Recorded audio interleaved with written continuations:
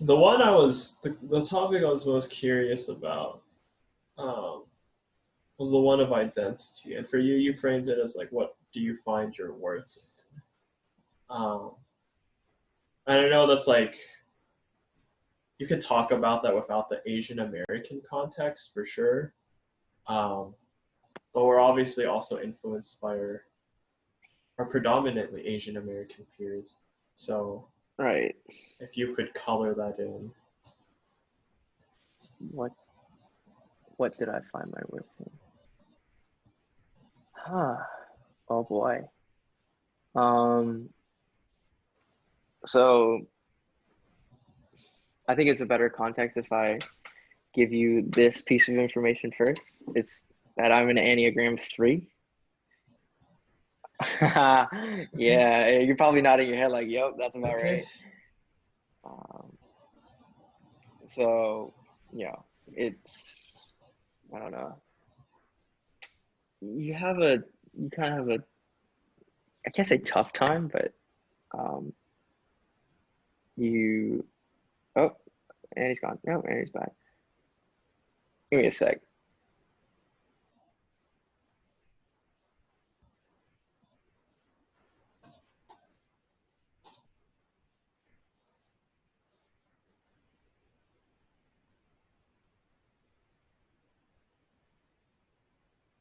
Um, yeah. So, what? Can you repeat the question? Sorry. It's a general one about where do we find our identity? Where do we find our worth in? Mm. And like how that has been shaped, especially as Asian Americans. Okay, when you mean by shaped, you mean like how's it influenced? Or Like how do how's you it? see the things you identify with, the things you find your worth in? How did they come to be in your opinion? Oh, I see. Okay. Okay, okay, that's a more complete question.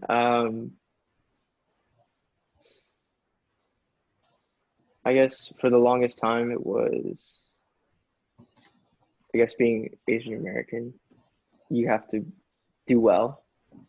So success is number one. Um, I guess achievement, success. Um, it kind of flows with Enneagram 3 of like being the achiever, making sure that like you make your parents proud, um, making sure they don't worry, making sure that you do the right things, you stay out of trouble, you don't do anything stupid per se. Um, you don't, I mean, you choose the right major, stuff like that. That's what the majority of like how my life was spent and the worth it was sort of put into. Succeeding, whether that be through sports, whether that be through um, at school, music, um, is basically what I found my worth in for a good part of my life before I came to know Christ. Even when I did know Christ, actually, more of my worth was found in the things that I could do, how much better I could do them, um, than what the identity that was already provided for me. Like, for example, in high school, everybody's fiercely competitive. And I mean, it's not a bad thing, but at the same time, when your mental well-being and your mental health is dependent on how well you do and how well you perform, it becomes real toxic real fast.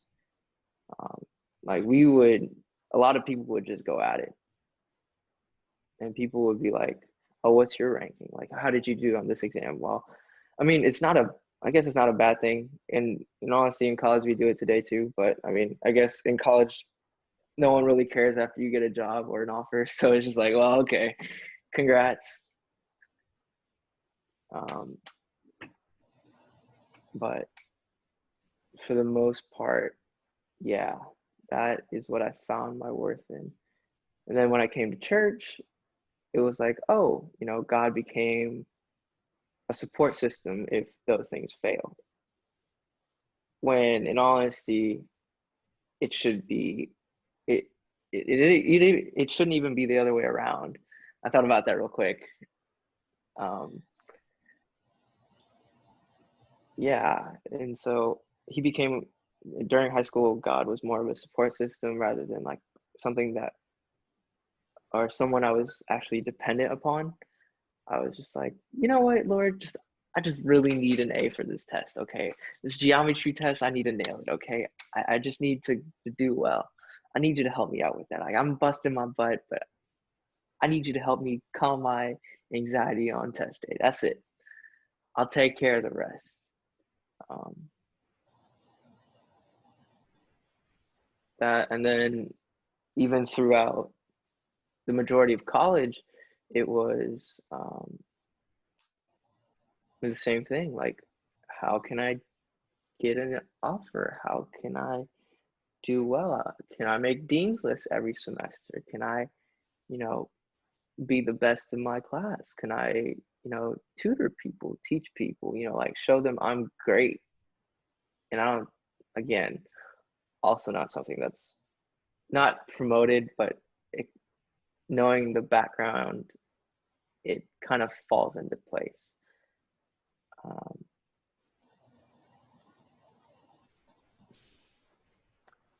but then I think after my senior year, I was like this sort of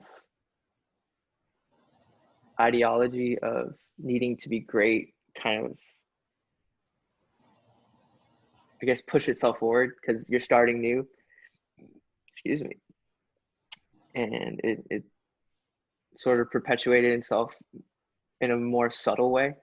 So like, yeah, I found like Christ was my main focus going into college, but then, or so it seemed. But really, in the background, very subtly, a lot of these things started creeping up. Like I got a 4.0 my first semester. Not a flex. Chill out. It's My freshman year. face didn't even move. um, I know you did too. It's okay. Unless human No, sit I tried to did do it. I had human sit. it. um, but, but yeah, like, but afterwards I felt empty. Like I'm like, is this it? Is this all that there is to it? Um, I saw no payout, no gain from what all the work that I put in, other than a piece of paper, which is a semi-harsh reality, but it is true. Um, and so, probably not until even very, very recently, I would say, even to like the end of or mid junior year. So I'm a senior now. So basically, the end of last semester, fall 19, yeah, fall 19.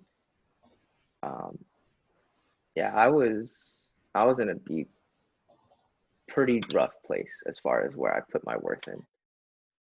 Um, oh, and another thing, uh, which we might cover later. Don't know how much time we have, but relationships. I put a lot of worth in relationships. Oh my god. uh, Having one. Well, I guess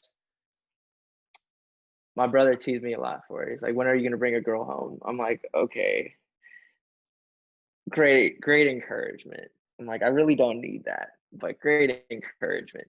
So, um, I guess having, you know, I guess having a desire and this. I mean, of course, this is not the correct way or not a great way to think about a relationship. Is like one, don't want to be lonely. Two, you can find your worth in it because like it's a reflection. Whoever wants to date you is like a reflection of, what you value basically. So, um, and I put a lot of worth in the relationship, put a lot of like I guess time, and trying to find one that like satisfied me, but ultimately um, didn't work out. But it's okay. It's okay. Um, Single life actually is not that bad. It's actually kind of great. Um, but yeah, those are the main things that I found my worth in.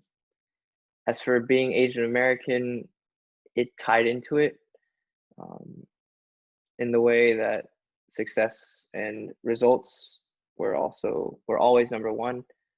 So um, even if um, you think you're the best at it, someone is always better than you, and like having that kind of always drove me to be better, but at the same time was also a very toxic way of thinking. Yeah, That, yeah. that's a lot. That's good. That's fine. Yeah, I think I can relate with a lot of that. And then I think on that last point of like, there's always someone better than you. Oh my I God, think, it's so prevalent in the Asian American community. yeah, it's, I don't know. In a weird way, I think it was good for me. Because I think literally whatever I could find like a good amount of pride in, like I would instantly just like look around and there was somebody like immensely better, and I was like, well, there's no reason to be prideful about this. um, like 'cause for me, I think I tend to be um, a humble person, like, but then when you say that, it like creates this like almost Oh contradiction. no, no, it's no. But I don't know. It's really really interesting. Just like especially within the church context, Oh and yes. like Sorry, I just continue. think back to like my time in like youth praise team. I was like, there were some ridiculously good people. Even in my small church, I was like, what the heck? Like, why, Heck, why, yes, why, why, why yes. is this small church so talented? But it was How it do you was think really it I was felt? yeah. Your church is much bigger. It Um, is it is crazy because okay, for example, when you when you think you're great, when you think you're good at something, and then someone's like, "Oh no, I'm better." You just say, okay. For example, I think I'm an okay accountant. I'm a pretty decent accountant. Then I look at you and I'm just like, nope, I ain't. Like there's some things that you can pick up much faster, and there's people that are much more talented than you, and then you're just like, why do I put in all this hard work? Same goes for praise team. Same goes for sports. Sports is even more like, well, sports is a little bit better because you can get results a lot of times through hard work, but it doesn't always translate 100%. Um, yeah, yeah, basically everything. You eventually kind of hit a wall if you don't have, I don't know, talent. Maybe controversial to say. oh, hey, wait, hold on. Let's dive into that question. That question, my That comments. statement that statement right there. Yes, that if you don't have innate talent, that Well, your I think hard okay. work taps out at some point. I think if you compare like the best of the best, like The cream of the those crop. people, the those people, they are extremely talented, but they're also work their butt off. So Yeah. if you do the same thing, you have the same inputs or whatever. You have Sorry. I was gonna use an accounting analogy. I was like, no. Do it. No. It's fine. No. I'm pretty sure the viewers will understand your references. It's fine. Stop. But anyway, it just doesn't like if the work ethic and the effort is all there, but the talent levels are just like different, you'll never ultimately compare. Like you can't like for a lot of things, like I think it's a pretty common thing in like basketball. Like you can't teach height, right? Uh, So, mm, well, I mean, I have some things to say about that, but continue. but like I don't know. I mean, there are like Yes.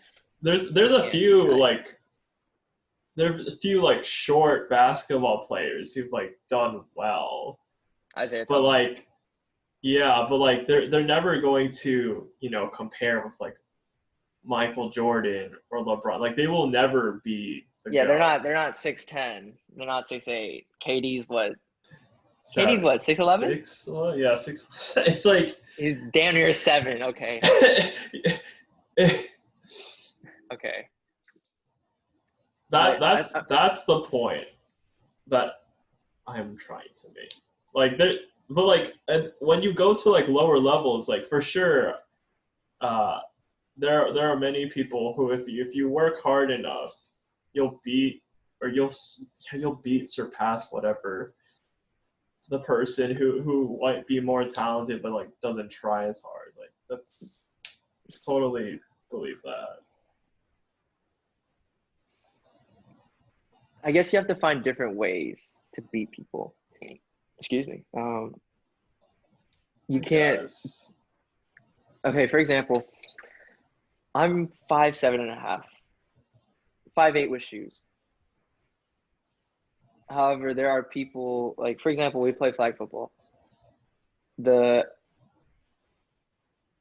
I guess the average height is around 6 foot, so I'm at a 4-inch disadvantage. But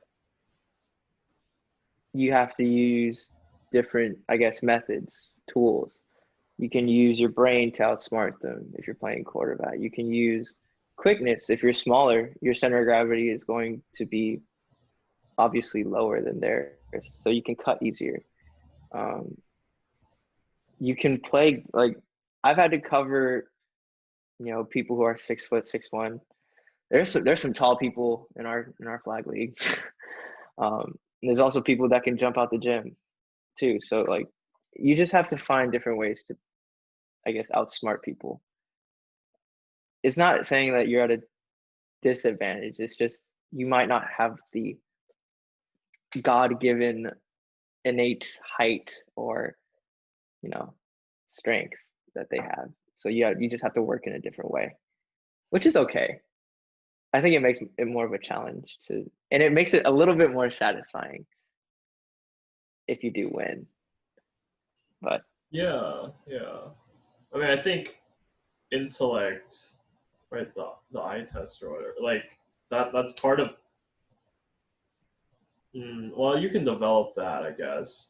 you But can. like at some point, like I don't know. Like I don't think like a J.R. Smith is gonna ever reach a LeBron levels of IQ. Well, I mean it also depends on how much he wants to study. Like it, right. That's true. their skill levels are obviously different. They play different. Well, now that LeBron's basically a point guard, he plays the same position, but their builds are different. So again, the saying goes, you Mm. can't change the cards that you're dealt. You could only play them a certain way. Yeah. Okay. That's good. I feel like you have a much more positive outlook on things than I do. Why are you so depressing, homie? I don't I'm just know. playing. That's my nature. Maybe it's because I'm a one. Accumulated depression. Accumulated depression. It's okay. It's a big four accounting joke. It's okay. It's okay. Oh my gosh. I mean, okay. Uh, What? It's a contra asset. it is a contra. Therefore, it's an asset. Says. It's an asset. What is contra though? Contra means against. But it's secret. It's an asset that you can use. Bro, you stop misleading all of our viewers, bro. All 20 of them? Hey, there was 40 the first episode. Yeah, that's because it's the first one. Everyone's like, oh, okay, I'll check it out. And then they're like, oh, never mind. This is 2 hours.